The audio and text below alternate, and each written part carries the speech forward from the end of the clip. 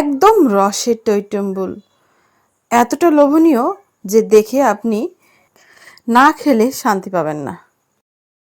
তো একদমই এইরকম নরম মোলায়েম রসে ভরা গোলাপজাম মিষ্টি বানানোর জন্য ভিডিওটি কিন্তু একদম স্কিপ করা যাবে না।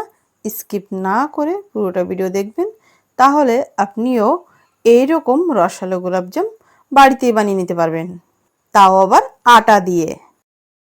থাকবেন।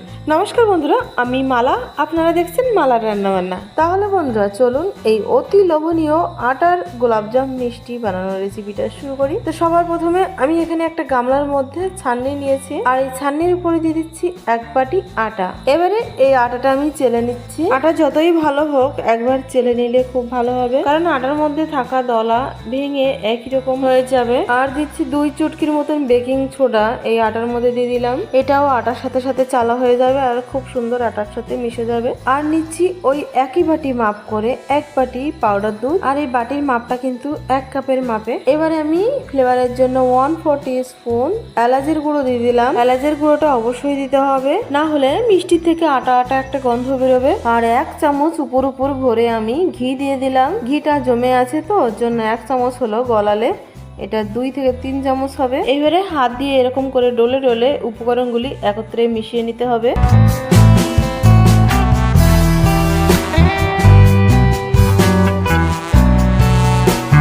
কিছুক্ষণের জন্য এরকম করে মেখে নেওয়ার পরে 1 বাটি দুধ নিলাম, অল্প অল্প করে ঢেলে একটা ডো তৈরি করে নেব।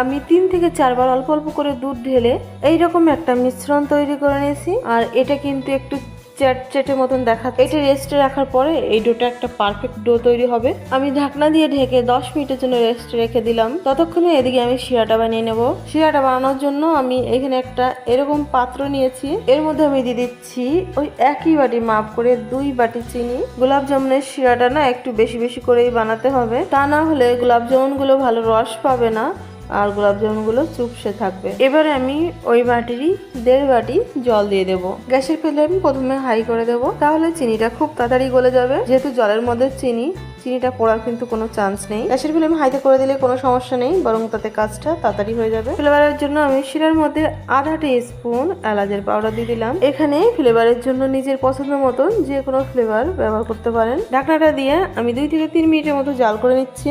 শিরার মধ্যে যখন এরকম বলক এসে যাবে, শিরার মধ্যে ভালো কালারের জন্য আমি কয়েকটা কেশর দিয়ে দিলাম। দোকানে কিন্তু শিরার মধ্যে কেশরি যে ফুড কালারটা হয় সেটা ব্যবহার করে, যেহেতু বাড়িতে বানাচ্ছি ওর জন্য ফুড কালার ব্যবহার করবো না। সাথে কয়েক ড্রপ কেওড়া জলও দিয়ে দিলাম।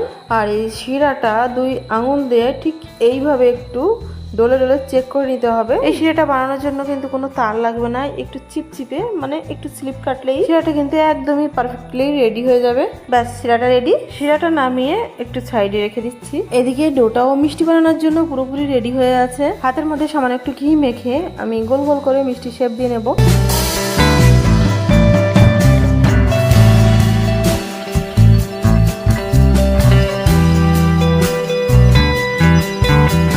একটু খেয়াল রাখতে হবে মিষ্টিটা গোল করার সময় যেন কোনো ক্র্যাকস না আসে। আমি যতগুলো গোল করেছি যেখানে যেখানে ক্র্যাকস ছিল ওখানে কিন্তু মিষ্টিগুলো ফেটে গেছে, সেই কারণে ওইটা একটু খেয়াল করে মিষ্টিটা বানিয়ে নিতে হবে। এটা হলো আমার সব থেকে লাস্ট মিষ্টি। আমার এখানে মিষ্টি শেপ দেওয়া হয়ে গেছে। এবার আমি এইগুলো ভেজে নেওয়ার জন্য কড়াইতে তেল গরম করে নেব।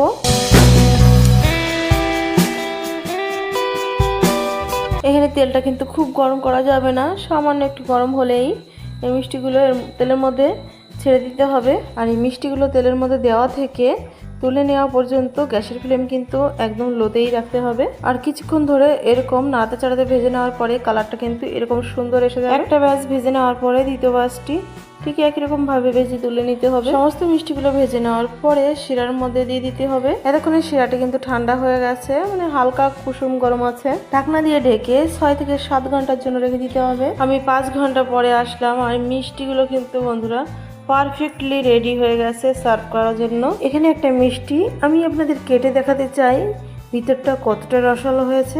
এতটাই সুন্দর হয়েছে যে এইভাবে একদিন বাড়িতে যদি বানান বাজার থেকে আর কোনোদিন কিনে খেতে ইচ্ছে করবে না। আর কেশর দেওয়ার জন্য শিরার কালারটা কিন্তু অসাধারণ সুন্দর হয়েছে। মোট কথা এই মিষ্টিটা অতুলনীয় হয়েছে। তো বন্ধুরা, আর মাত্র সামনে গোনা 2 দিনই পরে দীপাবলি। তো আমার মতন করে মিষ্টি বাড়িতে অবশ্যই বানাবেন, খুব ভালো লাগবে।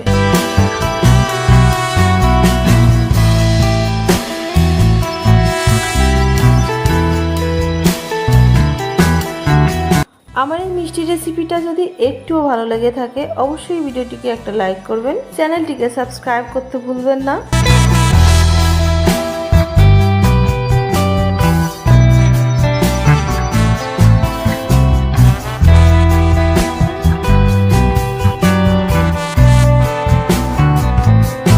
মিষ্টিটা খেতে সত্যি খুব ভালো হয়েছে। এতক্ষণে আমার সাথে থাকার জন্য সকলকে অসংখ্য অসংখ্য ধন্যবাদ। খুব ভালো থাকবেন, সুস্থ থাকবেন।